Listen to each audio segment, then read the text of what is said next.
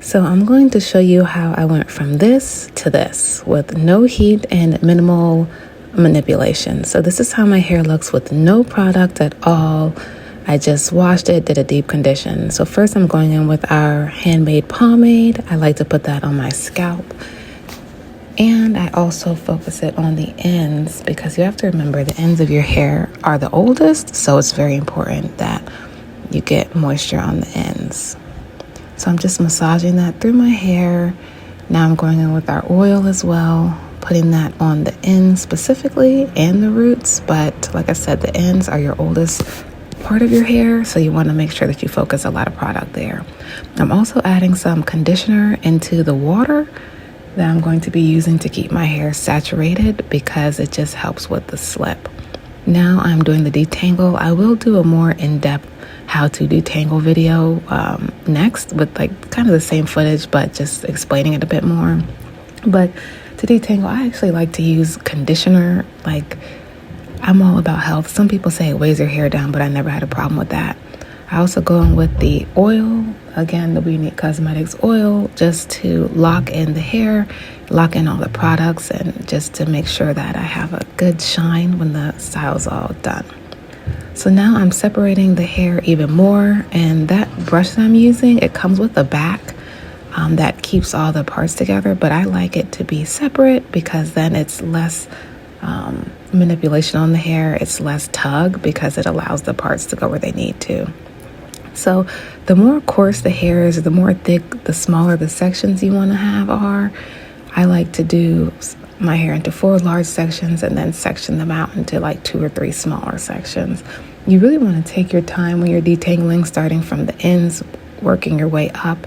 Like I said, we'll do a more in-depth detangle video next, but I just wanted to show you a baseline of what it is. You also want to make sure that you're really focusing on the scalp. One, for promoting circulation in the scalp, but also you want to make sure when you're detangling that the roots are also detangled as well. If I was doing finger detangling, I wouldn't go so hard, but this is not a finger detangle style. This style requires the hair to be all the way detangled in order for it to look the way I want it to look. Then I go and I braid the different sections to make sure that they stay separated and that it's easier to come back to when I actually do the next part of the style, because this does require a little bit more detangling than a normal style that I would do.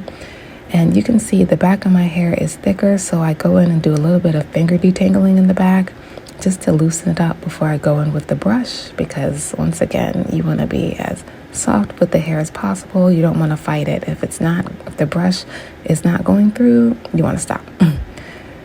And once I feel like it's where I want it to be, I'll go in and I'll braid it again. I don't braid it all the way to the ends because I'm really just trying to keep the hair separate. I'm not trying to style it at that point. So now all of my hair is detangled.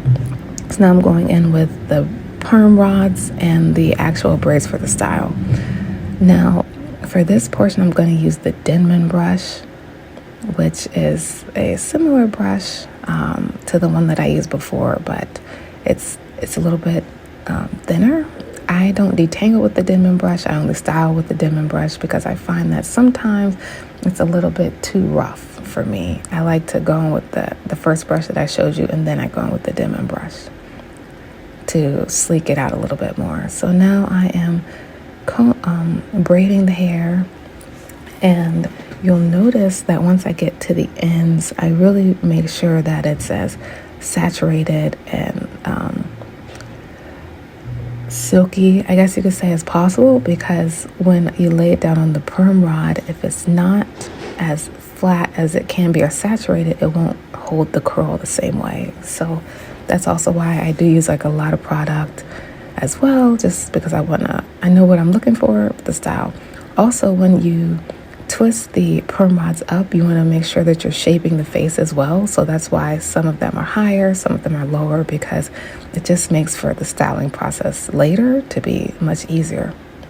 So once again, I'm going in with the Denman brush. It's kind of like what you would do with a roller set. You try to get the hair as straight as possible or as loose as possible, so that way it will hold the style better. That's just what I've observed.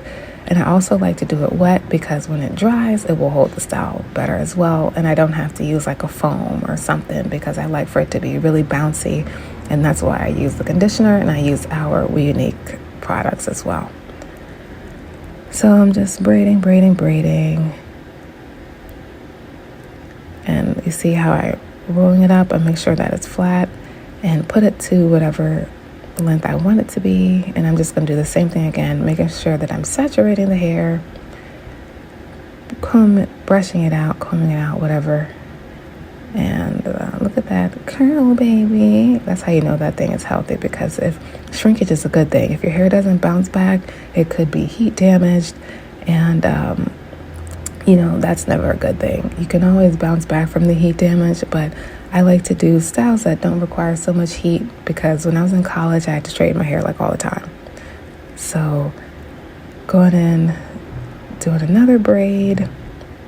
And this is I think the last one I'm gonna show, but just as a tip, when you see I'm starting and my hair split in half, I have one braid that's centered in the middle, in the back, because if you don't do that, then when your hair dries, you'll have a middle part going all the way down your hair, and that's not cute. So you wanna make sure that in the back you have a braid that's like the anchor in the middle, so that it doesn't just look like a half and half.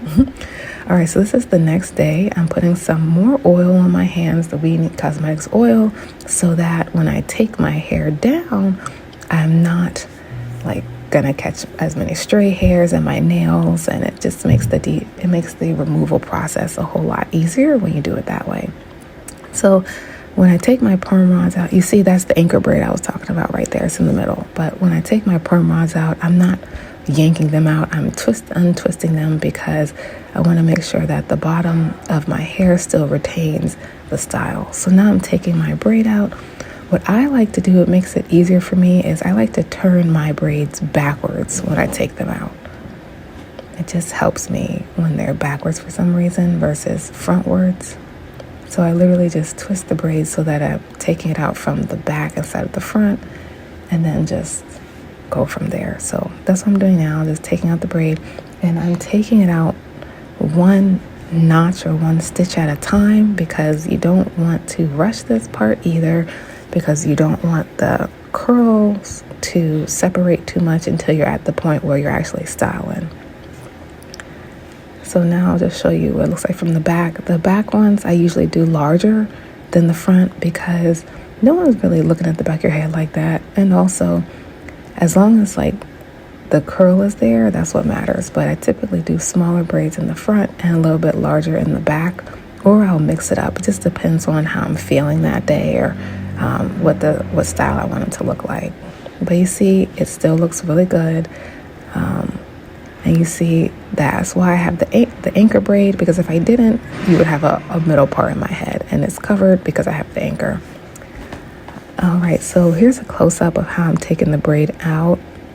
And like I said, I'm doing like notch by notch and going all the way through to the bottom, because if you just take it out at the top and you don't go all the way through to the bottom, you might end up causing knots and things in your hair, and that's definitely not what you want to do, because you don't want to get your hair tangled up. You really want to keep it as detangled as possible, or else you're going to have a real problem. So now here is the best part. So now I am going to shake my hair out. I like to move side to side at first, just to like loose the curls up without doing too much, so that I don't damage my hair. And it's really just about shaking it to add some fluff, separating the curls to the way that I like it, just because it's all about, for me, like framing my face, styling it. Sometimes I'll do like a middle part, sometimes I'll do a front part, and then I like party like a rock star for a little bit, just get a little crazy with it, and style it to make sure that it looks the way you want it to look.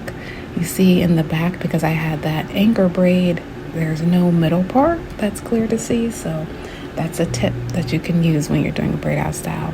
So sometimes I would leave it a little bit like this. I usually part my hair differently if I want it to be in the front, but this time I wanted to do a side part. So thank you to WeUNIK Cosmetics for this style. If you have any questions, please comment below. Be sure to subscribe, because we do pay attention, we do answer questions, and that's the finished look. Stay tuned for more tips and tricks on how to take care of curly hair. If you have any questions, like I said once again, please leave them below.